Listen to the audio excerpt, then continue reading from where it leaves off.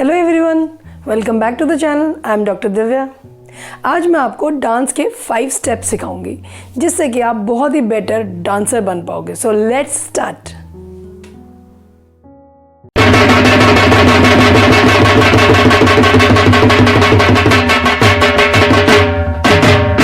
Don't worry, मैं आपको dance नहीं सिखाऊंगी क्योंकि डांस में तो मैं खुद ही बहुत बुरी हूँ। मैं आपको वो सिखाऊंगी जिसके बारे में मुझे थोड़ी नॉलेज है और उसके लिए मैं आपसे वही बातें शेयर करूंगी जो बहुत इंपॉर्टेंट है सीखनी, specially in these difficult times. So let's start and talk about 5 financial lessons that Covid taught us.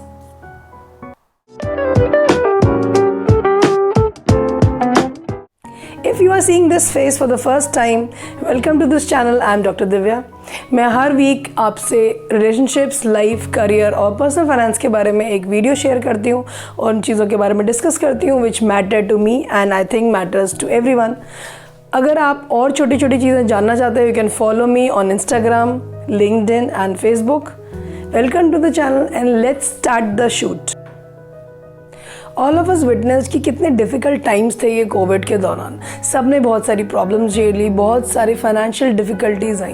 Personal जो प्रॉब्लम्स आई वो तो हैं ही अपनी जगह, जो कि बहुत ही मुश्किल है उनसे रिकवर करना। बट जो फाइनेंशियल प्रॉब्लम्स हैं उनसे रिकवर करने के लिए उनसे हमें क्या सीखने को मिलता है ये जानना बहुत ज़रूरी है।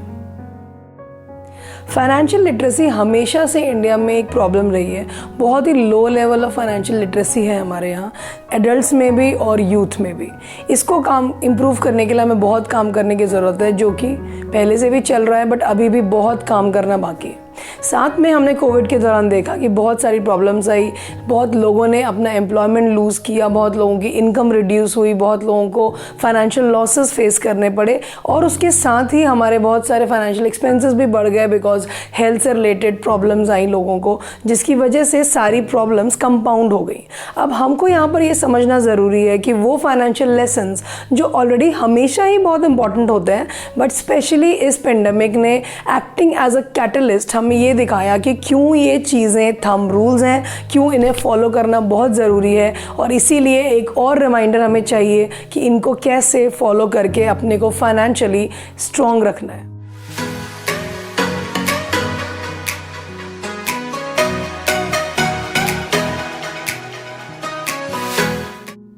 Number 1 rule is to maintain multiple accounts. हम लोग क्या करते हैं, हमारी जो इनकम आती है वो एक अकाउंट में, बैंक अकाउंट में आती रहती है और हम उसी में से अपने सारे खर्चे निकालते रहते हैं। जो हमारी EMIs जाती हैं, जो हमें एक्सपेंसेस करने हैं, जो हम बिल्स पे करते हैं, सब उसी में से निकलते रहते हैं। आजकल हमने इलेक्ट्रॉनिक सिस्टम फॉलो किया हुआ है तो ऑटोमेटेड पेमेंट्स होते हैं और टाइम टू टाइम वो ड्यू डेट पे निकल जाते हैं। उससे क्या होता है कि आपको एक ही जगह पर अपना सारा पैसा दिखता रहता है और हमेशा आपको ये लगता है कि हाँ अभी पैसा अकाउंट में है। आप उसका रियल सिचुएशन नहीं जान पाते कि इसमें से कितना पैसा निकलना चाहिए इन्वेस्टमेंट के लिए, कितना पैसा एक्सपेंसेस के लिए जाएगा पूरे महीने में और कितना एक्चुअली बचा हुआ है।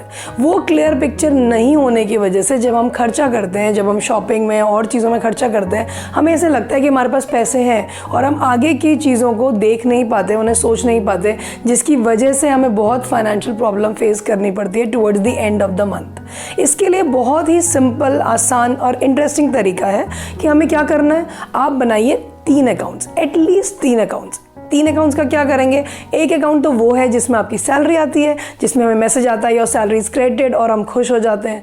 अब क्या करना है कि इसको देखकर केवल खुश ही नहीं होते रहना है, अभी हमें ये करना है कि इसमें से एक और अकाउंट लिंक करिए जिसमें आपके एक्सपेंसेस का पैसा जाएगा, जो आपकी EMIs जाती हैं, जो आपके खर्चे होते हैं रेगुलर। आपको पता है मंथली कितने एक्सपेंसेस होते हैं आपके, जो भी घर का रेंट, खाने का, ग्रोसरीज, एवरीथिंग इंक्लूडिंग, आपको एक रफली एस्टिमेट पता ही होता है कि क्या खर्चा है। उस खर्चे को आप अपने इस अकाउंट में से उस एक्सपेंसेस वाले अकाउंट में ट्रांसफ़र कर दीजिए।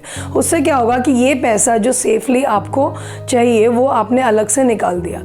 उसके अलावा आप एक अकाउंट बिल्कुल सेपरेट अपना हमेशा मेंटेन करके रखिए apart from these 3 accounts which will be called as the emergency account. Emergency account की ज़रूरत क्यों है ये आपने बहुत ही साफ तौर पे कोविड के दौरान देखा। हमें हमेशा यही लगता है कि यार हमारे साथ प्रॉब्लम नहीं आएगी, कि दूसरों के साथ चल रही है but we are not going to go through all that. But Covid ने हमें दिखाया कि ऐसी प्रॉब्लम्स किसी के साथ भी कभी भी आ सकती हैं, टोटली अनएक्सपेक्टेड। तो ऐसी प्रॉब्लम जैसे कि हेल्थ रिलेटेड प्रॉब्लम, कोई और इमरजेंसी, या आपकी किसी वजह से इनकम लूज़ होना, जॉब लूज़ होना, अगर ऐसी कोई प्रॉब्लम आएगी तो उसको फेस करने के लिए आपके पास कुछ अपने मंथली एक्सपेंसेस होने चाहिए इन स्टॉक। चाहे आपका कुछ दिनों तक इनकम नहीं हो, कुछ टाइम तक आपका जॉब छूट जाए, अगर ऐसी कोई भगवान ना करे आपके साथ मिस हैपनिंग हो, तो उस केस में आपके पास ऐसा खर्चा जो कुछ महीने आपको सर्वाइव करने में हेल्प करे, वो ज़रूर होना चाहिए। तो वो एक सेपरेट अकाउंट आप बना के रखेंगे विच will be the emergency account, जिसमें आप अपने मंथली एक्सपेंसेस का एटलीस्ट 6 मंथ्स का और अप टू 9 और 12 मंथ्स का पैसा रखेंगे, जिसको आप बिल्कुल भी नहीं छेड़ेंगे। रिमाइंड योरसेल्फ, बिल्कुल भी टच नहीं करेंगे। मुश्किल है थोड़ा काम, लेकिन ये करना है आपको और उसको मेंटेन करके रखना है, सो दैट जब फाइनेंशियल प्रॉब्लम अगर आ जाए तो आपको किसी के आगे हाथ ना फैलाना पड़े, आपको कहीं और ना देखना पड़े, आपको कोई गलत पर्सनल लोन ना लेना पड़े बहुत ज़्यादा हाई इंटरेस्ट पर। उस सबसे आपको सेव करेगा ये इमरजेंसी अकाउंट। तो एक आपने अपने प्रॉब्लम के समय का पैसा इसमें सिक्योर कर दिया। दूसरी चीज़, जो आपका एक्सपेंसेस वाला अकाउंट है, उसमें आपने महीने के खर्चे हर महीने के डाल दिए। अब जो आपके अकाउंट में पैसा बचा हुआ है, उसमें से आपके कुछ पेमेंट्स होंगे जो आप इन्वेस्टमेंट्स करते होगे, म्यूचुअल फंड्स की, SIPs और any other kind of investment that you make. उस इन्वेस्टमेंट का पैसा आपने एक अकाउंट में डाल दीजिए जो कि पहले ही चला जाएगा। एक्सपेंसेस का पैसा भी चला गया, इन्वेस्टमेंट का पैसा भी चला गया। अब आपकी सैलरी में अकाउंट में जो पैसा बचा है वो है आपका असली उड़ाने वाला पैसा। अब आप इस पैसे को गिल्ट फ्री एंजॉय कर सकते हैं। बट यहाँ पर आप यही देखेंगे कि ये पैसा क्योंकि लिमिटेड है, तो अब आपको चूज़ करना पड़ेगा कि आपका वो फेवरेट काम क्या है जिसके लिए आप इस पैसे को खर्च करोगे। मान लो आपको शॉपिंग का शौक है तो थोड़ी आप शॉपिंग करोगे, अगर आपको ट्रैवलिंग का शौक है तो मे बी आप ट्रैवल करने जाओगे, या अगर कम पैसे हैं तो उन्हें थोड़ा देर और सेव करोगे, फिर ट्रैवल करने जाओगे। जो भी आपका इंपॉर्टेंट चीज़ आपको लगती है, कोई बुक्स खरीदता है, कोई और कोई चीज़ पे स्पेंड करता है, बिकॉज यू सी स्पेंड करना भी बहुत ज़रूरी है। बिकॉज अदरवाइज हम काम करते रहेंगे और कुछ भी पैसा अपने पे खर्च नहीं करेंगे, एंजॉय नहीं करेंगे, तो वो भी बहुत बोरिंग हो जाएगा और फिर हमें लगेगा कि क्या हम इस एक्सपेंसेस और इन्वेस्टमेंट्स के लिए ही अर्न कर रहे हैं। तो ये एक बहुत ही सिंपल तरीका है अपने को रिमाइंड कराने का कि बॉस, ये जो पैसा है ना, ये है तुम्हारा खर्च करने वाला। बाकी अपने फ्यूचर वाला पैसा, इन्वेस्टमेंट वाला पैसा भी खर्च नहीं करना है, अपने कम इमरजेंसी वाला पैसा भी बचा के रखना है और अपने एक्सपेंसेस वाला खर्चा भी अलग से रखना है, सो दैट आप एक्सपेंसेस के लिए किसी और की तरफ ना देखना पड़े आपको। तो ये बहुत ही सिंपल तरीका है। आप अलग अलग अकाउंट्स मेंटेन करिए। ऑलरेडी हमारे पास बहुत सारे अकाउंट्स होते ही हैं अलग अलग बैंक अकाउंट्स में, तो वो बैंक्स में आप जो अकाउंट्स मेंटेन कर रहे हो उनको आप आइडेंटिफाई करिए डिफरेंट पर्पसेस के लिए, and you will be all sorted.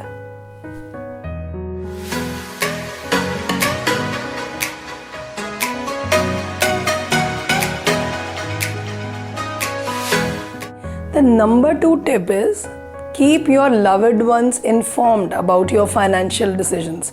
हम लोग बहुत ही कैजुअली क्या करते हैं, स्पेशली ये होता है उन फैमिलीज़ में जहाँ पर सैलरी वाले लोग होते हैं, जो जॉब्स करते हैं, वहाँ पे जनरली फाइनेंशियल डिस्कशन में बच्चों को शामिल नहीं किया जाता। ज़्यादातर वाइफ्स को भी कई बार लोग शामिल नहीं करते हैं। कई बार फीमेल्स को ही खुद लगता है कि उन्हें फाइनेंशियल चीज़ों की इतनी समझ नहीं है, सो क्यों सुनना है, क्या जानना है, जब हस्बैंड है तो वो देख लेंगे। पर इस बार इस कोविड के दौरान हमने बहुत ही क्लोजली देखा, अपने बहुत क्लोज फ्रेंड्स को देखा इस सब की वजह से सफ़र करते हुए, बिकॉज जब हस्बैंड की डेथ हुई तो उनको कुछ भी नहीं पता था फाइनेंशियल चीज़ों के बारे में, और ये प्रॉब्लम बहुत सारी फीमेल्स को फेस करनी पड़ती है। हमें बहुत ज़रूरत है फीमेल्स को फाइनेंशियल लिटरेसी इंप्रूव करने के लिए, उनको ये चीज़ें समझाने के लिए, बताने के लिए कि फाइनेंसेस कैसे मैनेज होते हैं। जैसे बाकी सब मेल्स करते हैं वैसे फीमेल्स भी कर सकती हैं, कई बहुत अच्छे से मैनेज करती भी हैं। So everybody must learn this. आपको बच्चों को भी शामिल करना चाहिए, सो दैट किसी को भी अगर फैमिली में प्रॉब्लम आई तो बाकी फैमिली मेम्बर्स को पता है कि आपने क्या इंश्योरेंस करवाया है, आपने क्या इन्वेस्टमेंट किया है, आपने कोई प्रॉपर्टी खरीदी है, आपने कहीं से लोन लिया है, ये सारे पेपर्स कहाँ रखे हैं, कैसे आपने इन्हें मैनेज किया हुआ है, अगर कोई प्रॉब्लम आएगी तो किसको कांटेक्ट करना है, CA या कोई भी आपका जो भरोसेमंद आदमी हो, वो जो आपको सही गाइड कर पाए। अदरवाइज़ क्या होता है, ऐसी सिचुएशन में सारे क्लोज रिलेटिव्स और आसपास के लोग वल्चर्स की तरह झपट पड़ते हैं और बहुत ही फाइनेंशियली हर्ट करने की कोशिश करते हैं कई बार फैमिलीज़ को। उस सब की नौबत ना आए, इसके लिए बहुत ज़रूरी है कि आप अपने बच्चों को और अपनी वाइफ को, हस्बैंड को, क्लोज फैमिली मेम्बर्स को जिन पर आप भरोसा करते हैं, उन्हें बता के रखिए कि आप किस तरह से अपने फाइनेंसेस को मैनेज करते हैं। That is a very good and important thing to do.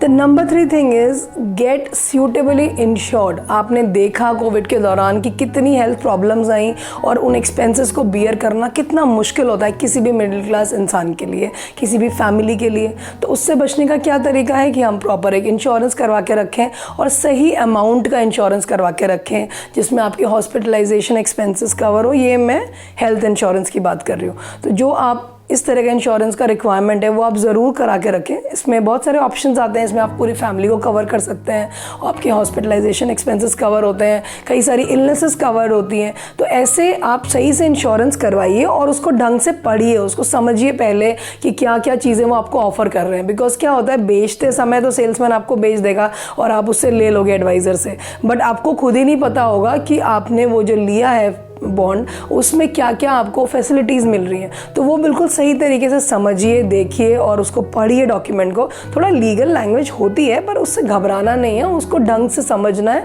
और तब आपको उस बॉन्ड पे साइन करना है और पॉलिसी लेनी है। और इंश्योरेंस को कभी भी, चाहे वो लाइफ इंश्योरेंस हो चाहे वो हेल्थ इंश्योरेंस हो, उसको do not look at it as an investment. It is not an investment, it is a security for an economic loss.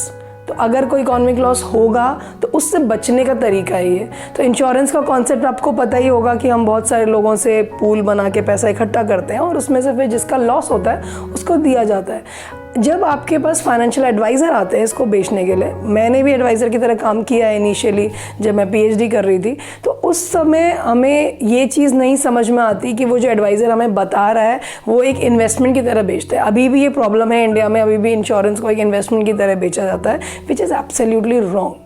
So please आप इसको सॉर्टेड रखिए और आप ये देखिए कि आप जो इंश्योरेंस ले रहे हैं वो कितने चीज़ों को कवर कर रहा है और मैक्सिमम आपके जो इकोनॉमिक लॉसेस हैं उनको वो कवर करे, चाहे वो लाइफ इंश्योरेंस हो, चाहे वो टर्म इंश्योरेंस हो, चाहे वो हेल्थ इंश्योरेंस हो।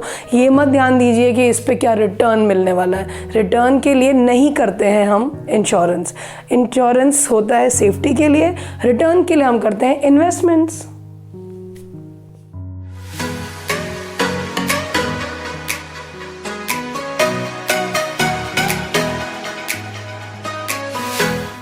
Number 4 is spend less than what you earn.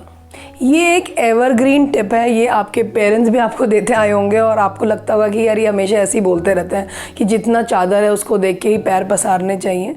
But seriously speaking you need to keep this in practice कि जितना भी आप अर्न कर रहे हो अभी इस समय, जितना भी आप अर्न कर रहे हो उससे कम आपके एक्सपेंसेस हो, सो दैट आप कुछ सेव कर पाओ। अदरवाइज़ क्या होगा कि आप कुछ भी सेव नहीं कर पाओगे और ऐसे आगे आने वाली प्रॉब्लम्स में, सिचुएशंस में हमें बहुत ही दिक्कत आने वाली है। तब हम किसके पास जाएंगे, किससे पैसे लेंगे, कहाँ से पैसा अरेंज करेंगे, कौन हमारी हेल्प करेगा। आपको पता है आजकल लोग कितनी हेल्प करते हैं फाइनेंशियली एक दूसरे की, तो बहुत दिक्कत है, बहुत परेशानी है। Even if you have very good family and friends, फिर भी आपके पास अपने रिसोर्सेज होना बहुत ही ज़रूरी है। It is first and foremost important thing. तो ज़रूर आप ध्यान रखिए, अगर आपको अपने खर्चे बढ़ाने हैं तो पहले चादर बड़ी करिए, अर्निंग को बढ़ाइए। उसके भी बहुत सारे तरीके हैं, उसके बारे में भी बहुत सारे मैं आगे वीडियोस बनाऊंगी और आपके यहाँ शेयर करूंगी कि मुझे क्या लगता है कि कौन से अच्छे तरीके हैं इनकम को बढ़ाने के। अगर आपको लग रहा है कि ये इंपॉर्टेंट चीज़ें हैं जो मैं आपको शेयर कर रही हूँ, so please hit the like button and subscribe to the channel so that वो बाकी आने वाली सारी वीडियोस भी आप देख पाओ और मुझे बता पाओ। जब आप ऐसे बताते हो, लाइक करते हो, शेयर करते हो, कमेंट करते हो, तो मुझे थोड़ा मोटिवेशन मिलता है कि हाँ आपको चीज़ें पसंद आ रही हैं and I should continue making such videos.